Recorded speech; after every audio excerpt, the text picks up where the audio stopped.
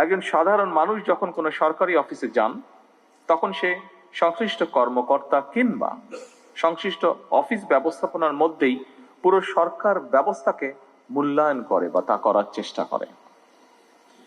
ধরা যাক, একজন সাধারণ নাগরিক কিংবা একজন দিনমজুর তিনি যখন জন্ম নিবন্ধন সনদ সংশোধন করার জন্য আপনাদের অফিসে যান, তিনি হয়তো জানেনই না কোন টেবিলে যেতে হবে, কোন কর্মকর্তাকে কিভাবে অ্যাপ্রোচ করতে হবে।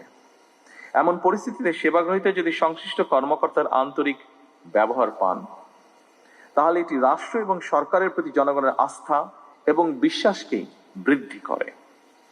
আর যদি হয়রানির শিকার হন, তাহলে তিনি শুধু একটি সেবা থেকে বঞ্চিত হন না, বরং একই সাথে রাষ্ট্র এবং সরকারের প্রতি তার শ্রদ্ধা এবং বিশ্বাস নষ্ট হয়। সুতরাং রাষ্ট্র এবং সরকারের সঙ্গে জনগণের আস্থা তৈরির ক্ষেত্রে আপনাদের কার্যক্রম মুখ্য ভূমিকা পালন করে এবং করতে পারে। তাৎক্ষণিকভাবে হয়তো সবকিছু সমাধান করে দেওয়া সম্ভব নয়, এটি আমরা বুঝি, কিন্তু ভুক্তভোগীর মনে অন্তত এই ধারণা জন্ম নেবে বা জন্ম নেওয়া জরুরি, আপনি কিংবা আপনার অফিস তার সমস্যার সমাধানের ব্যাপারে আন্তরিক। উপস্থিত বিভাগীয় কমিশনার এবং জেলা প্রশাসক বৃন্দ সহ উপস্থিত সকল সম্মানিত অতিথিবৃন্দ, প্রশাসনকে জনমুখী করে গড়ে তুলতেই হবে আমাদের।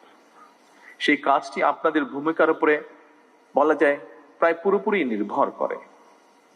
আমাদের সরকার এমন একটি জনমুখী সরকার প্রশাসন চায়, যেখানে সরকারি দপ্তরে সাধারণ মানুষ সম্মানের সাথে দ্রুত, স্বচ্ছ এবং হয়রানি মুক্ত ভাবে সেবা পাবে।